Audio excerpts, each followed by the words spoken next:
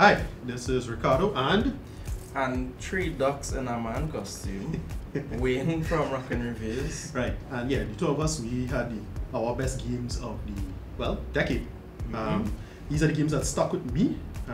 Just great games, good ideas, stuff that just kind of changed the industry, and just take up a bunch of my goddamn time. We are supposed to be actually doing work or writing or being creative. Nope, take up my time. Well, I'm a PlayStation man myself, so my list is limited to PlayStation exclusive. Cool. In the past 10 years that I've played. Yeah. I didn't include any games on the list that I didn't personally play myself because that would be cheating. Right. I have just general crossover stuff that stuck with me.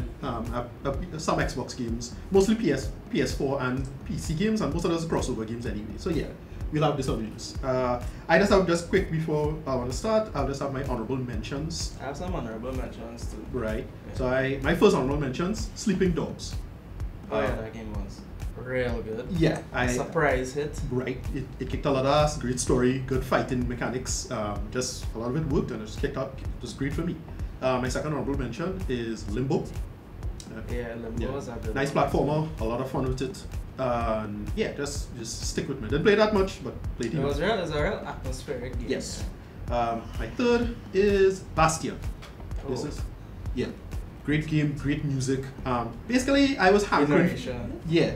Right, yeah. I was just hankering for a Diablo game, and yeah, Diablo 3 is hot trash, they'll still say that, and this game just kind of filled it. Just scratch that itch. Yeah, and it was great for that. And yeah, that company went on to make some great games, going on. And just the last mention, this probably should have been in my top 10, but I just still a mention because I have some issues with it going down, but Spec Ops The Line. I heard about that, I didn't play it. Yeah, story is amazing, social commentary, amazing. Especially it was perfect at the time when it came out, talking about the Afghani war and all this stuff about war. There's a section involving Willie Pete, if you know what that is. Super dark and disturbing, but that just sell the game. But yeah, it's a great game, but I had some problems with the gameplay, and as a game itself, I had some issues. If you're watching it on YouTube, it'll work, but as a game itself, because the gameplay was kind of mediocre, that's what made it suffer for me. But yeah, storytelling was like par excellence. So yeah, that's just my honorable mentions. Wait. Yeah, so my honorable mentions is Sly Cooper, Thieves in Time. Nice. That's a game I didn't expect to get, and the studio just they actually went out of their way to force funding for that game. Yeah. So they did concept art for it, they started developing the game, and then the studio took notice and they were like, okay, y'all doing a real good job. So more Sly Cooper for me. I was happy about that. Nice. Yeah. God of War 3. Okay. Right. Yeah. That didn't make my list because I find it had some problems. Right. Had some issues. But I remember being real hyped for that game. Nice. When it came out, I just played the crap out of Me it. too. Until Dawn. Okay. I'm not a horror person, but I really enjoy Until Dawn. I love the concept behind it too, where characters could die and the story will just continue. How they mix all the different horror genres into one game so effortlessly, nothing felt out of place. Nice. Yeah. It had the realism, but it also had the supernatural side to it. I don't know how to do it, and do it so well. Right. And then I didn't want to include these games on my actual list because I didn't play it, but I feel like I have to mention it because of the impact that it had on the community, and that's Journey. Yeah. And Destiny. I never really played Destiny, but I know for sure, in terms of the community that surrounds Destiny, they have a real tight-knit community and they enjoy it. And I've seen Destiny do some stuff post-launch to make the experience better for people, and I appreciate that. And then I've just only heard good things about Journey. Nice. Yeah. Journey is what, 2011, I think. I was early in the decade. Alright, so I have a list. This is what I call good but not finished. As in, these games would have been great, probably masterpieces even, if the studio finished it, or at least finished it at the time it was launched. So it's kind of an obvious list. These are the big controversy games that people was yelling at each other and just threatening other people's lives over. No Man's Sky. Yeah, this one boy, this one take a heat when it is. Now, No Man's Sky has gotten better. In fact, from what I understand, if you play it now, it's amazing. It actually fulfills almost all of its promises. I hope other studios do this with some of these other games on the list, because I actually kind of really want that to happen. But yeah. Second, Fallout 4. This was not the biggest disappointment, but yeah, I was like, it's clearly not finished. A bunch of dumb glitches, and look, it's Bethesda, we expect that. But it is outright chunks of the story missing and didn't make any sense. And I had a lot of fun with it. I put a lot of time in it. The combat was great, but not finished. And yeah, holy shit, the core plot in Fallout 4 is complete nonsense. This list just sounded like games that I saw all the red flags for and didn't buy. Right. Well, this one is the big one. This one hurt my heart probably the most. Mass Effect Andromeda. This was not finished. I mean, again, right? But again, it's one of those. The story behind the scenes is more interesting than the game itself. Andromeda has some decent world building. You know, coming down to the end of it, I thought it had some. There's a big plot reveal that I thought was okay, but to me, it completely missed the point of how to make Mass Effect work. Right? It didn't have any interesting choices. Combat was good. I actually enjoyed the combat for what it was. It was pretty decent. Some of the missions was okay, but characterization didn't work. I get what they was kind of going for in terms of changing up the paradigms, but nah, a lot of it didn't work. And then this one is probably the biggest heartbreak of all. Was my boy, because I mean I support him even though I know what he's a hot mess. He's a hot mess. Look, he's what they call trash, but my kind of trash. Metal Gear Solid 5. Wow. I thought he was actually gonna say his most recent game. No, but I played it. That's the thing. But I understand where you're coming from. But Metal Gear Solid 5 was... Metal Gear Solid 5 gave me vex. Yes. Because I had so much fun with it in the beginning. Yes. And then the game was like, yeah, okay, play over it. If you want to advance the story, play this, stay it over again, but do it this way. Forcing it to do it this way. Total nonsense. I hated that. It broke up the flow of the narrative for me. And I stopped playing it. I haven't finished it. I finished it. I got to the point where it picked back up when you get to the point where you had to leave, when Quiet had to leave the game. And I was like, that was okay, but like, holy shit, pacing, how to cut this together. Hey, they didn't get a chance to finish his game. Look, I know people still blame him because he was vice president and have a whole back and forth, but it's a shame. No, I thought it was his studio fault until Death Stranding come out. Right. And then I was like, okay, this is a George Lucas situation. Exactly. Where they just was like, okay, we're giving you all the resources and you just do whatever you want. I know, right. But the thing is, I know a lot of people haven't played Death Stranding yet. I've got the time. I touch it, but okay. I heard it have people who's defended it. I don't play it, whatever. But yeah, that's not good but not finished. So let us get to the top 10. Right. So you wanna start? Yeah, sure. My number 10 is there's a contentious one but for an interesting reason. Mass Effect 3. Right. Now, I hate the core story of Mass Effect 3, so that shouldn't make it part of my list. But yet, if you were to somehow see my account on Origin, you'd see I have a ton of hours in this game. So why does I play this game so much, even though I hate the story and whatnot? Because of the multiplayer. Mass Effect 3 multiplayer, in my opinion, is brilliant. Right? It's not finished. There's a lot that it could have been done with it, but it has such a great tight-knit community, great mechanics, great gameplay, great feedback loop, weapons, characters. Everything about that multiplayer is so good, and it's a simple sandbox 4-player co-oping. Simple, but play it. I am still playing it regularly, close to 8 years later. Right? It is so good for me. Andromeda started okay, and then they stopped developing on it. So I went back to Mass Effect 3 multiplayer. That is so good. That is the main reason why I spent a lot of time on it. Still hate the story, but multiplayer was kick ass, and it's a shame. Listen, if EA decide, look, we're just gonna do an all multiplayer game and just do all of the ideas that I like and a bunch of ideas the fans want to see, I will buy that in a heartbeat. Put it up for $40 and just do that EA, you'll make a bunch of money, whatever. Yeah, but what you're gonna find on my list is that there are no multiplayer games. Yes, right. That's not me. So my number 10 is Heavy Rain. Nice, right. That was released in 2010. The reason why it's so low on the list is because I still think it has a lot of flaws. Like the voice acting is very wonky. Jason! Jason! What I remember, the only thing I didn't like about the game is the actual final reveal I didn't care for. That was the only problem I had with it. But I remember enjoying it a lot. I remember having a lot of fun with that game.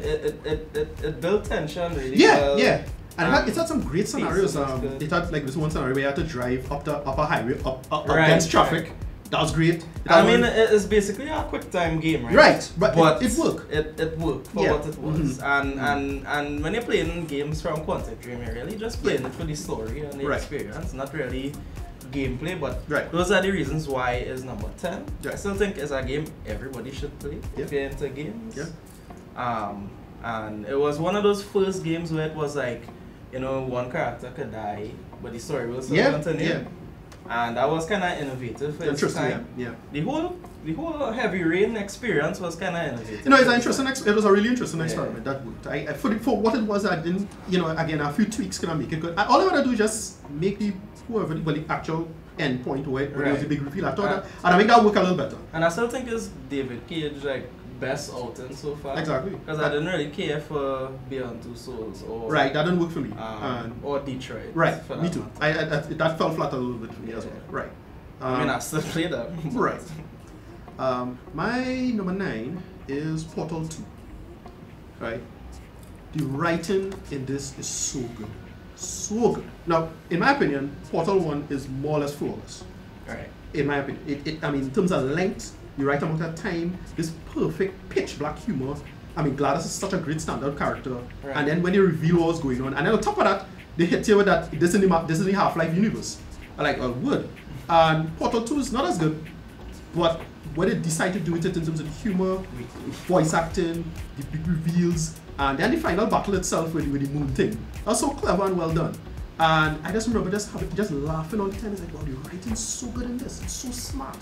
And yeah, I just had a lot of fun with the gameplay. They decided to switch up the puzzle system in somewhere halfway through the game, where it's not just portals you deal with, but you have to deal with like these gels, and the gels do this, that, to the other, and all of that they came up with some good ideas with the puzzles.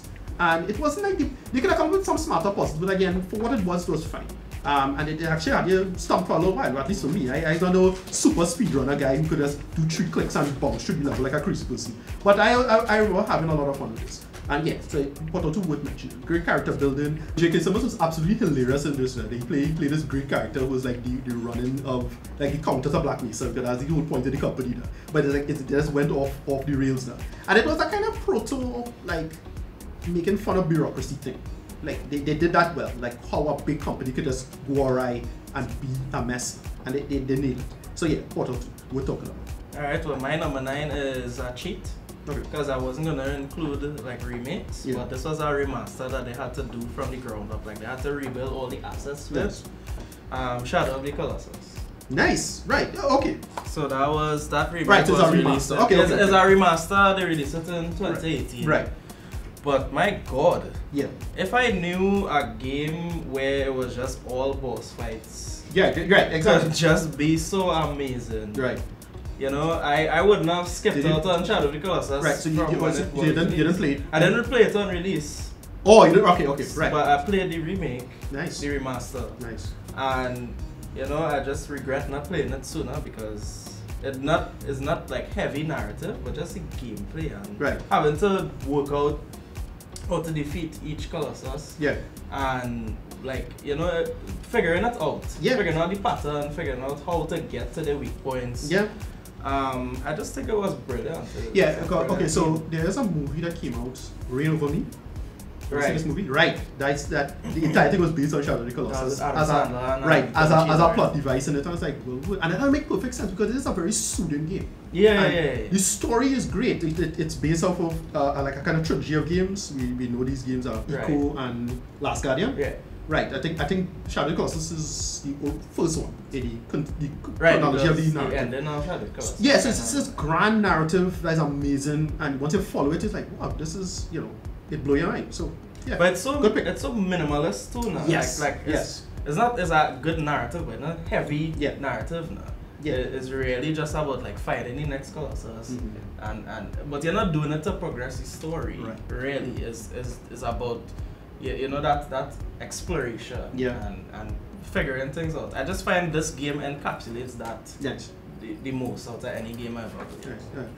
My number 8. This one take up my time. It actually introduced me to a bunch of great music, and it gone back to the old days of the hardcore stressing myself out in a video game. Hotline Miami. I never played. Dude, I love this game. Did not expect this game to be so goddamn awesome. Fast, brutal, blood, 80s, synth, awesome. Drug fueled, craziness, fast, and it just everything about it just. I didn't expect like a cheap. Like, this was one of the first games that did the whole retro demaking. We call it demake game, which is so you're doing a new game in the style of an old thing. It's one of the first that did that really big, and it just hit it out of the park. So good, great level design, great combat and gameplay, and yeah, this one take up in time. You will die a lot, but it's awesome. Recommended. Alright, so I can't say anything about it because I didn't play it. Nice. But my number 8 is Infamous 2. Nice. Which I would put over Second Son any day. Okay, right. Even though I feel like the story was weaker than the first Infamous, I still find it was better than Infamous Second Son. Yeah. That was the first time they experimented with that whole like branching path. Yeah. Well, the first game had like the whole evil good, Right. but it was so like it was just the ending really that was different. Nice. But Yeah. Infamous 2, you had that whole like they tried to do that branching path thing where you could side with one character who was evil, Right. and one character was good, and Nice. the powers were different. I just really enjoy it. Yes. I enjoy like the electric sliding thing. No, it did the superpowers. veil. I only played this a little bit, so but I remember playing the first one a lot. Not that much, just a little bit. A friend had it on Xbox and he loved it, and I was into it, but I didn't love it. And I was like, alright, but it did powers good. That whole you're free to do I stuff. didn't even know the first one was on Xbox. The Xbox, I think he had an Xbox. Because I think I think Infamous 2 is like a PlayStation exclusive, right? But yeah, it was good. They listened to the fans. Yeah. Because when the first redesign of Cole came out, everybody was like, nah, that's not Cole. Yeah. And then they listen and they redesign them and they get a better voice actor, in my opinion. Right. Because I find the first guy was a little too gravelly. Yeah. It's like they was going for like a Jason Statham, Vin Diesel kind of thing. And I didn't find it work. I find the story was real good. I find the missions was good. Yeah. I find the whole game was so balanced. Yeah. I didn't really like any of the endings though. Okay. But in terms of like a pure gameplay experience, Right. and most of the narrative leading up to the end, totally enjoyable experience. Right. And well, you know, as you can see, special edition, collector's edition was bought. Alright, so this is number 7 now? Yeah. Right, my number 7, Horizon Zero Dawn. What to say? As on my list. Such a great sci-fi premise to build from. I mean, it's just such a great idea. Yep. Well, the main character name a little on the nose, but still good. Aloy, but makes sense. Yeah. And yeah, just world building. I was like, wow, this is like such a great idea. I had a comic idea similar to this, but this wasn't just take it and just run with it in such a better direction. I want to see it. Yeah, I love the multi. I love the gameplay style to it. It is, you have arrows and you have this thing. Then it did Mass Effect Andromeda so much better than Mass Effect Andromeda with the vaults thing. You're going down, you're exploring it, and then you get into the history. You understand why everything happening. They explain everything. The DLC pretty solid. And it's like, yeah, this is my game. This is it. I spent a lot of time on this one, and it's shocking. It's shocking that we couldn't get anything like this the same year. Because again, Andromeda should have been this. Right. That is the problem. And it's like, wow. Well, I mean, this was my number 6, so I guess okay. I'll just say my 2 cents now about it. Yeah, this one kind of came out of left field for me. Yeah. I had my eye on it, but I wasn't like, I'm definitely gonna play this, but I'm so glad I did. Because it was just so good. So good. Everything about it. Smart. The graphics, the story, gameplay. I just Yeah. love when you don't have to make a compromise in terms of what you like with a game. But Everything just comes together. One thing with me, you gotta sell me on a world. Right. You gotta sell me on, okay, how it is, things got from here to here. And they did that, like everything they cover. It covered Yeah, everything. All the questions, believable. all the questions you'll ask. How come so and so? Answer. Yeah, the mystery behind it was real. Great reveal. Yeah. Exactly. You know, this and this thing and AI here and it had me so invested, Yeah. but at the same time, I wasn't just playing the game to chase that reveal. Right. Because I had fun with the game itself. Yep. So, you know, side missions, Right. galore. Any chance I could get to do a side mission to prolong the stay of the game and the experience, I took it. Okay, so you might get vexed with this choice. So the sorry, let me talk about my number 7, which is Persona 5. Okay, right. I didn't play this. I should have You didn't play it? You should Yeah. definitely play it. Very weird game. Right, okay. Because of just how it's structured. You have the whole RPG thing. Right. But that all takes place in like a different realm. Right. So then you just have this normal life where you're like just being a school child and making friends and but what they do is like they tie the two worlds in thematically. Right. So like a character will be having a problem in the real world, but to solve that problem they have to go into the next dimension and like fight a monster that is thematically linked to the issue that they have in the real world. Yeah, I get it. But it's just addictive. Like the game just real addictive. I played that game for so many hours. So many hours I put into Persona 5 and like there's a dungeon as well. Okay. You could go in and like level up and stuff. I have to give it a chance. I will please do it. I will make it. It is very addictive. Nice. Weirdly, like you wouldn't see it coming. Right. But then once you start playing, you'll start doing all this stuff in the game, even in the real world side, and you'll find yourself being like, why am I having so much fun with this? But it's an amazing game. Music, voice acting, gameplay, everything. So this one number 6 for me? Yeah, well, that's just you because I talk about my number 6. Alright, good. This one tricky, but it's a good one. Hellblade: Senua's Sacrifice. Oh my god, I love that game. This game so catch me off guard. I thought I was getting one thing, and then they started hitting me with this thing, and then started build, and what it does very well, and I for understand with the little research I did, as well, just I read a thread or two.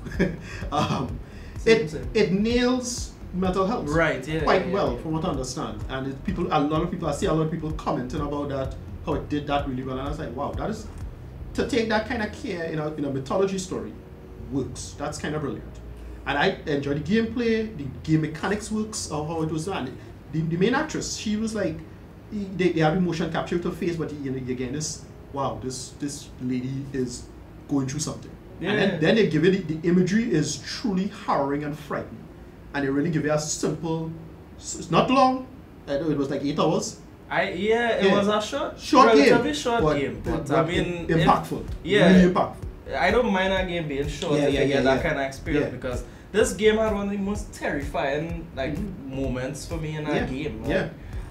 There's this section in the game where you're just playing through in like total darkness. Right. The darkness part. You have to run. And you have the whole voices in your head thing. That just terrifying. And I was playing it at night in the dark. But it has some truly hellish imagery. It really, but this team nailed it. But my god, this would have been on my list if I was doing like cross-platform games for sure. And look, they get a part 2. Yeah. Then a sequel is like, and that trailer, if you haven't seen that trailer, watch that trailer. If you're a game person, that trailer alone is terrifying. Right. Just go and watch it. So worth it. So number 5. Yeah, so you did 6, say 7. Yeah, well, we kind of switch places now, but that's okay. We go in with it anyway. Go ahead. My number 5 is Bloodborne.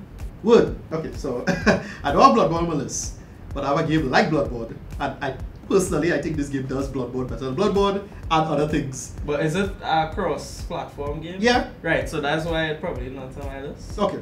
If I had half played, but Bloodborne... But Bloodborne kind of cross-platform too, so... I mean, it was released later. It was? On PC, They could get it. Yeah. Okay. Yeah. Well, we're not counting that, right? Yeah, good. But no, it still counts. Yeah, because I mean, this kind of confusing for me, because I would have probably put Sekiro in place of Bloodborne. Why not? No problem. But Sekiro, Sekiro is cross-platform, like from the jump now. But anyway, Bloodborne, that gothic steampunk, architecture stuff, the monster designs, the creature designs, the gameplay. It gave me a hard time, but it was so satisfying. I never felt cheated by the battles. Right. It was like, okay, do it overcome. And I'll be honest, right? When I first started playing Bloodborne, I was playing it like the cowards way, right? Yeah, so I was cheating. Do not judge me. It was my first like Souls experience. So I used to like create a save and then upload it to the cloud. So like if I die, so our term called saves coming. Right. Saves coming. Yeah. But then it was because I wasn't getting the full experience. I actually pack it up, take it L, and then come back to it like 2 years later when I was a more seasoned gamer. For those types of games, and that was the experience that I needed to have. To just learn the game, learn the mechanics, die a lot, and and then I become a Bloodborne beast.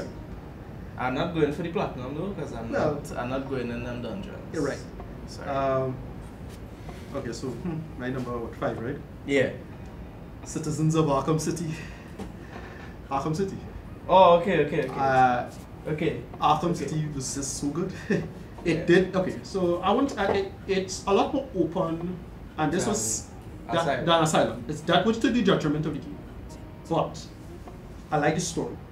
I'll switch up some things, but I like the story for what it was. Gameplay, just flying around as Batman, being Batman, kicking ass as Batman. They nail it better than Asylum. For sure. The two sequels, the two games after it, well, the prequel and the sequel sucked. Hated Arkham. I mean, I like this story in Origins, right? Yes. I like that. And the fight with that. Right. I like Origins, I give, okay, so I actually never played Origins until very recently. The title didn't make sense, right? Because Arkham Origins. Right. It didn't. I only played Origins relatively recently, and I kind of thought, wow, this was really weak compared to City. And then I hate Night. Night sucks. Sorry. Story sucks. I enjoy it for what it was. No, well, for me, they had two things to get right, and they missed both. Story sucked. And then the vehicle, the car sucks. I thought they would get the car right, and the car, they hate what they do with the car. They're just clumsy and don't work at all. I hardly have any fun with it, but City was the balance. City just had all these great secrets. It had Azrael in it, and these little, you find everything. I find everything except Paul and Brooklyn. I find all the Brooklyn. I wouldn't lie, Night kind of ruined a lot of things. Yeah, right. Night City set up. Yes. So City set up a bunch of great things, and then Night just kind of like... They blew it. Yeah, but City set up these great like plot moments, like what they do with Joker, and what they do with Ra's al Ghul, and it's like, oh, well, good, you're gonna get it. And then they had Azrael, and I was like, alright, you're gonna get something interesting. And then they didn't do nothing. Well, yeah, if I had to choose a top one out of the three, City would get my pick, but I don't hate Night. I don't hate. So, what's your number 4 now? Yeah, my number 4 is Spider-Man. Yes. Nice. Listen. Yeah, I mean, I'm a Spider-Man guy. Yeah. Spider-Man fan from a long time. Yeah. I'm the biggest Spider-Man fan in the world. Don't ask me. Yeah. So I just love this game, and well, they borrow heavily from the Arkham series. Yeah. I wouldn't go so far as to say that they refine it. Yeah, but it fits Spider-Man. Yeah. Exactly. It's perfect for Spider-Man. Like the combat is Spider-Man. Yeah. They nail the swinging. Yeah. Cause I will be like everybody obsessed with Spider-Man 2 swinging mechanics, right?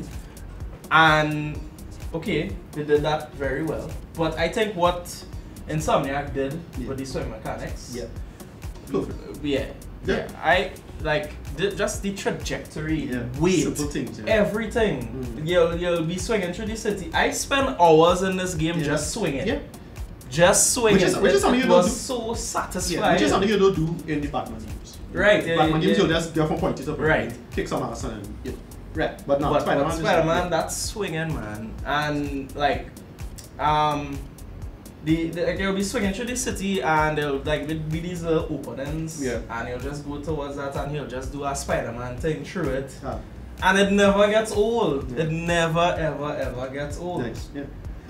Story-wise as well, I think they nail like who Peter Parker is and who Spider-Man is. They nail all the villains. They nail the story, and they didn't have to like shoehorn Green Goblin into it. Right. Because because that whole thing with the arc with Doc Ock is so good. Yeah. It's a great arc. It just as good, if not better, than what they did with Spider-Man 2. Right. Movies, right. Yeah. Better, I would say. Better, yeah. Because I think so. Sam Raimi had this whole like everybody have to be sympathetic, right? Yeah. Which worked for the story he was telling, but this was like you make it it's still tragic. It's a blend of tragedy right. of a human being, but also the hubris of Doc Ock and who he is. Yeah. And you know. So just fantastic game. Shortcomings, I just want to touch on that like very, very shortly. The game does have flaws, it's not a perfect game. Right. I think they could have worked a little bit on like the side missions and stuff. Okay. And take some cues from open world games that have like a better side mission structure. Right. But I mean, it don't really kill the experience. Nice. Still top 4. This one you will give me Vex, I'll give Vex too. Okay, so I think I've gone angry with this one, but number 4, Dad of Boy, God of War. Okay. Number 4. Okay.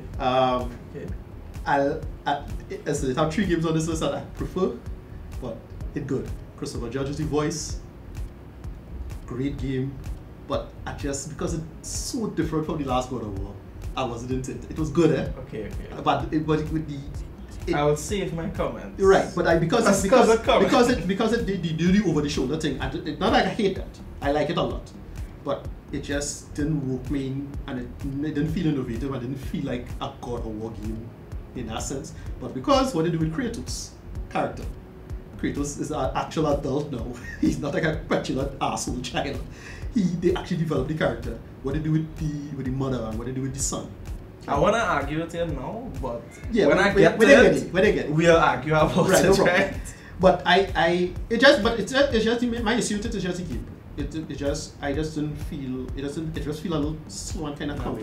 We'll fight about it. Nah, for me it was just like for a game, because anyone did this same kind of game, the over the shoulder thing, and I just with that game it worked. With this, it's Kratos and look, Kratos strong and thing, but I just felt I wasn't doing what I wanted to do with it. But it's still great. Alright. So a lot of time with it. I mean, I see a point. I don't agree with it. Right. But that's just me. I see a point. It's like this, something about it that's off. But it's still a God of War game. I can't say it's not a God of War game. But anyway, they changed from TC Castle to Christopher Judge. I'm a huge fan of Christopher Judge. From since Stargate that she won. So that was working. Voice acting. The interaction with he and his son, so powerful. All of the history with the Norse mythology and all of them, that was good. World building, world snake thing, weird, awesome. Valkyries, awesome. Big reveal at the end, all going with the sun, awesome. And it's just like, wow, they nailed this. Like, wow, they blew me away. But it's my number 4. I have 3 games over this, that I'll pop of it. But it's just, I had to put, so Dad of Boy, number 4. The 3 other games on this list, top it. So, that's Alright, okay. My number 3, which will probably surprise everybody because of the props in front of them, but it's actually, my number 3 is Uncharted 4 and Lost Legacy. Nice. Like, the fanboy in me wanna just be like, number 1, I love Nathan Drake. I have Uncharted stuff on my body, you know? But, like, for me, it comes down to gameplay. Okay. Like, the narrative is perfect, the voice acting is perfect, how the ways the characters interact is perfect. Nice. Naughty Dog just pays so much attention to detail. I don't think any studio could come around them when it comes to attention to detail. Right. Like the effort they will put into just the tiniest things. Tiniest things. Like, you know, you have all these big set pieces in Uncharted 4, right? Which is spoiled, by the way. They shouldn't have done that. Okay. The marketing was terrible for the game. But if you went into it blind, amazing set pieces. But you know what really connect with me in the game is like the small moments. Like the first time we see Nate and Elena's house as a married couple. The house felt lived in. Like, and he'll go to the fridge and he'll grab a beer and then he'll walk to a dustbin and he'll throw the bottle into the dustbin. Yeah, them little simple things just help. I mean, it just makes the world feel it's real. It's the old joke. Okay, what's the old joke? Is we call it green M&M's joke. When they get the small things right, you know they get the big shit right. It's that. So, I mean, I will play Uncharted 4 again like every year since it come out. And then Lost Legacy, I think, just capitalize on the success. I see them as one game and like just one is an expansion of the other. A lot of people upset with Uncharted 4 because I like Nadine. Okay. But I just want to do a whole video on Nadine right. and why she works right. as an antagonist. People vex because she beat up the Drake brothers, but like she's a military person with like combat training, and they are just punchers. Too sludge. Yeah, I mean like they give him the belly and thing in the game. Right. You could see it. You know, he was retired for a while. Right. And she was still active. I don't see the problem. And then like her ending is like, hey, if all you want to be obsessed with treasure and die, then cool. But I no, not me. I go on. Yeah. So you know, I loved it. I love everything about it. Nice. Then they brought in for Lost Legacy and Laura Bailey's and Claudia Black's interaction in that game is what really made it work. Nice. But, yeah, so that's my number 3. Right. Oh, my number 3. This take up so much of our time. If you go on Steam, you'll see it's probably my second most played game. The only game that beat it is Team Fortress 2. Neo. Oh, okay. Neo. Okay. Wow, this game take up. Okay, so here's the thing. That's the game you're saying that do Bloodborne better than Bloodborne. Right. Here's the problem. So I thought, okay, just Japanese Dark Souls. Well, I played it, I have fun, I get mascot dying. Okay. Then when they started playing the game, eventually they started playing the game and they started to realize, wait, no, not really Japanese Dark Souls, it's more like a slower, more number crunchy Ninja Gaiden. And that's one thing that was missing from Ninja Gaiden for me. Ninja Gaiden have a little bit of development, but it didn't have the number crunching. Basically, like, I'll say at this point with me playing Neo, it's like 50% of the time is me with the little green hat just punching numbers, saying what my sword is. I love shit like that. Right. Why? Because of Diablo 2.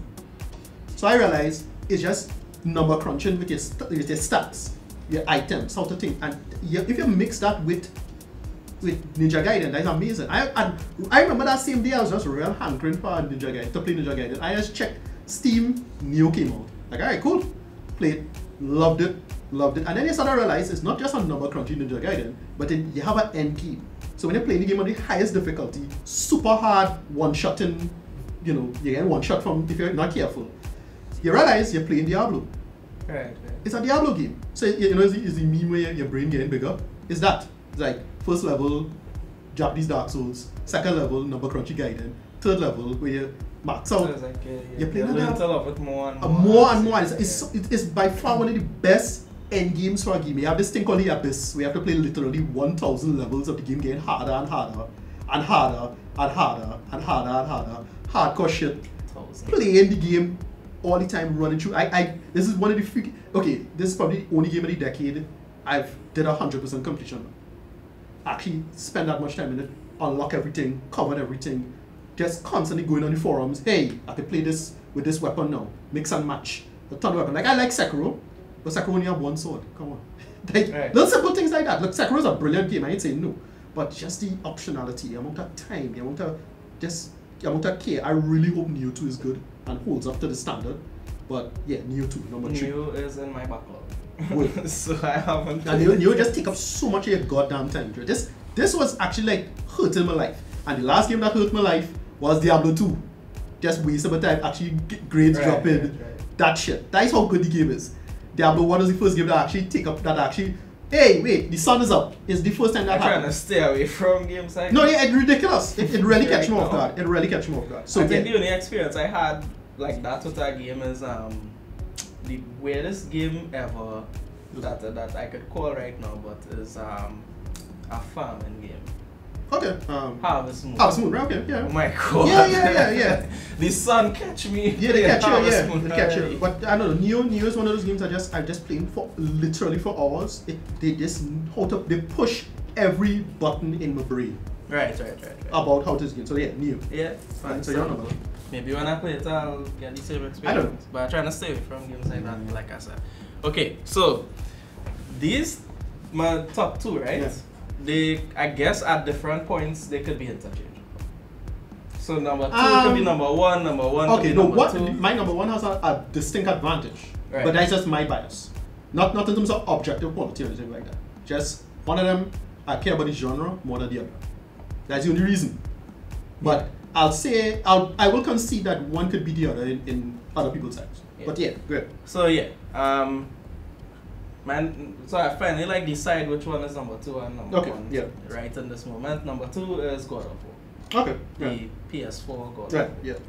Right, so now we can argue about the gameplay. I love the gameplay. I love the gameplay in that too. game. I don't find it slow. Yeah, it does a little sludge. I don't find it. You see that axe?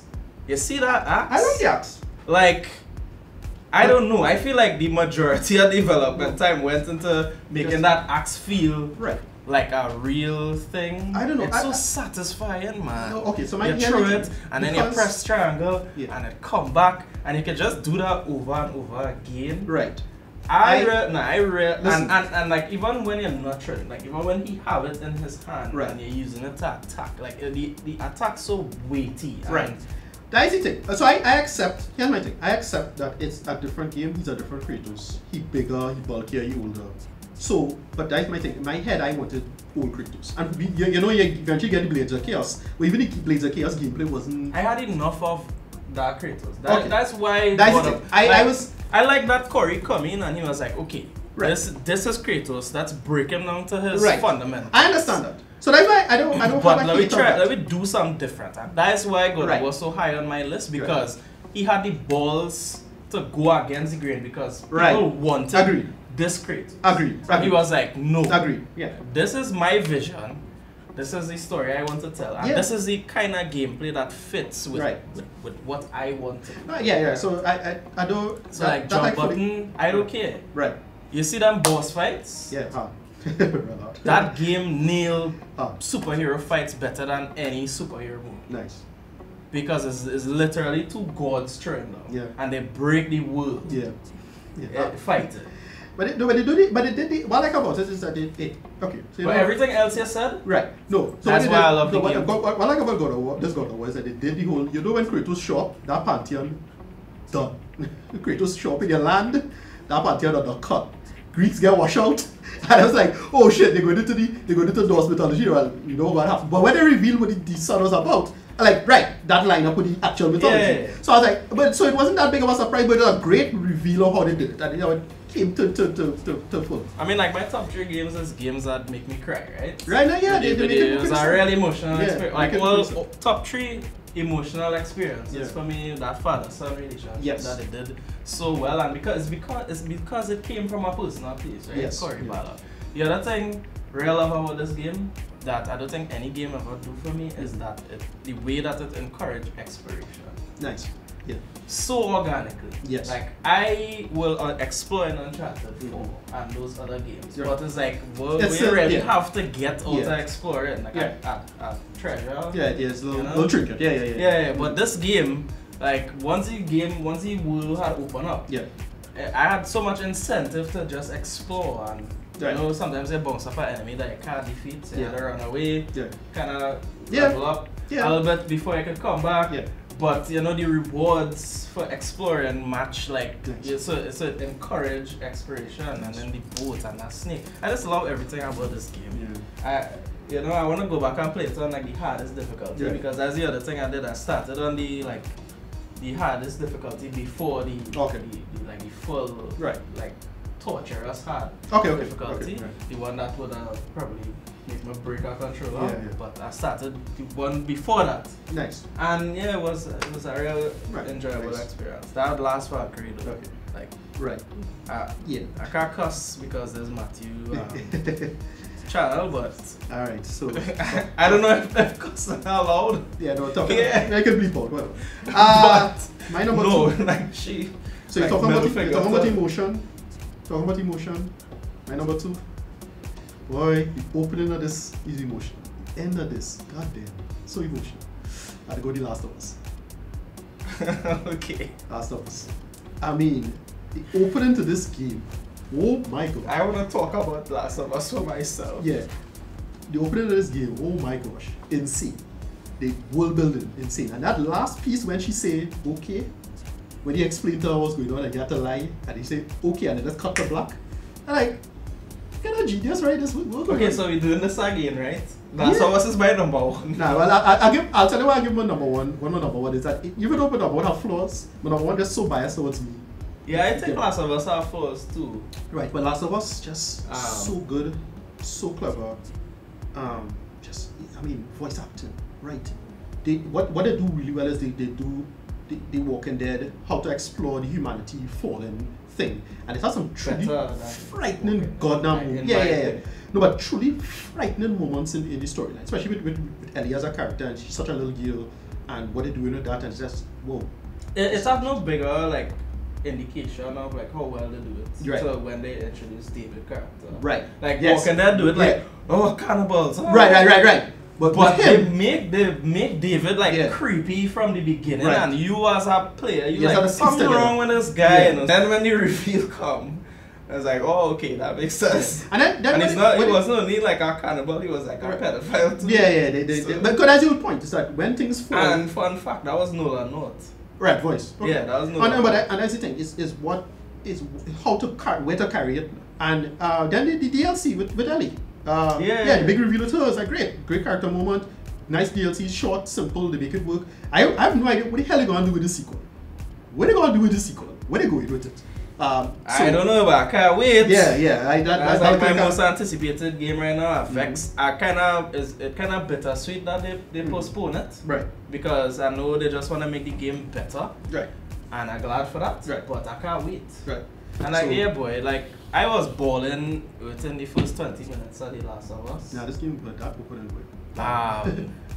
and yeah, just like it was just a while right after that. Yeah, graphics for 2013 PS3 game that push the limits. That was the song for the PS3 era. Yeah. The amazing voice talents. Every twist in that game, I never saw it coming. Yeah. Good reviews. Because it wasn't like that, like a whole mystery thing. Exactly. It's just hit you. And then that decision at the end to have the main character make a decision like that. And it's such a great subversion of the material. Yeah. I just love when she say okay and cut.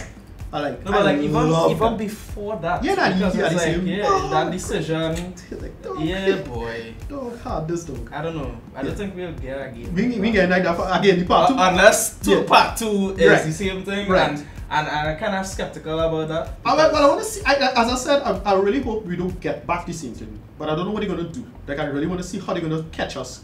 Because, these people, there's a reason why these people making these games, and, I'm just some guy on the internet, right? Yeah, it's a reason why these people are very... 2 of their games. No, these people probably very, more would have been on the list if I was allowing, like... Yeah. Because this whole list could have just been Naughty Dog, right? True.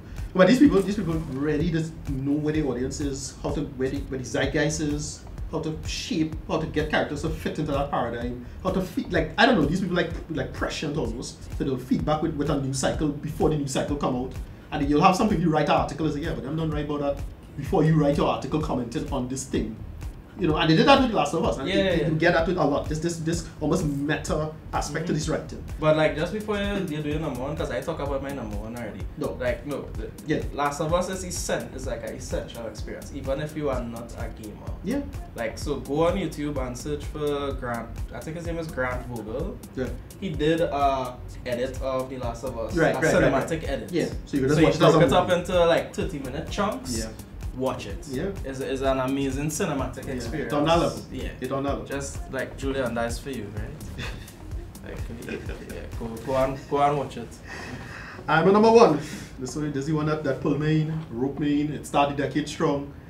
It's a game that this is a game that actually make me forget Star Trek. It make me forget other sci-fi. It make me loud up people on the internet. It make me vex with Mass Effect 3 because it was so damn good. If you're not that perfect, Mass Effect 2. Mass Effect 2. Sorry. This is so good. This is one of those games, do have a multiplayer, and I literally have like at least a dozen different run gameplays prepared for Mass Effect 3. Because I had to take this character and build a weed, but this version of Shepard, this female Shepard, and this decision, and I would do this with Liara. Mass Effect 2, they nail it, loved it. They say, okay, Mass Effect 1 had some troublesome games, and I still consider Mass Effect 1's story better. Story in this one suffered. Yeah, right? I played Mass Effect 1 like 3 times. Right, but the only reason Mass Effect 1 suffered is because of the gameplay. Gameplay sucked. Listen, BioWare or whoever EA, if you remaster Mass Effect 1 with Andromeda gameplay, I will buy it immediately. I'll just say $50, hold that one time. but gameplay sucked. The whole up. I could play Mass Effect 1 like 2 or 3 times only because of the gameplay. But story is the best in my opinion, right? Mass Effect 2, story take a slight hit, but gameplay so good. They just basically take Gears of War. Because what happened is that Mass Effect came out like a year after Gears of War 1 came out. So everybody was like, well, Gears of War is the 3D thing now. And everybody had to kind of borrow from that. And they just learn from that and say, alright, like, let's do the Gears of War thing. It's a smart choice. Just good world building. Mass Effect is such a great sci-fi franchise. Such a great sci-fi franchise. I mean, that big twist in the Reapers was so good, and then when they decided to do it part 2, so great. All these great characters. Liara, community DLC, Samara, which you name? Tali. I mean, Jack. Everybody coming. Elusive Man, Miranda. Boom, boom, boom. All these great storytelling moments in it. Yeah, I mean, it's the one game that is a true single player game, not no multiplayer elements whatsoever, and it actually take up a ton of my time. It's great story, great world building. Again, I don't think they stick the land with part 3, but I'm the type of people who like part 3. That is all here, not me. But this was it.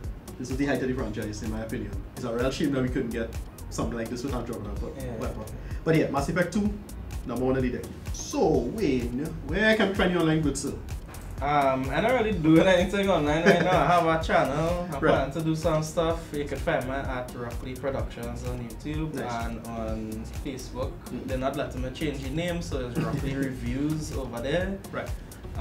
But I haven't posted anything in like a good few months. But I'm coming with some stuff soon. I have some things brewing that I can't talk about right now. Nice. But RockLee Productions on YouTube. Okay. You can just find me at RMedy on Twitter. That's at RMDY. And then Ricardo Medina on Facebook. And you can find me there. And the other one, Matthew Bailey's Bears Beats Bailey review show. And I'm writing a book right now that's slowly driving me crazy. Slowly. It's happening. Upcoming stuff. Yeah, what are they looking forward to? Why? Huh. Well, Neo 2, of course. Right. Ghost of Tsushima. Right, yeah. That. Of course, we just, well, a bunch of stuff we mentioned and thing, just part 2s for a bunch of stuff. Yeah, part 2s. Sequels. The new Xbox Series X. What going on with that? The fridge? The fridge, right. The black fridge? Yeah.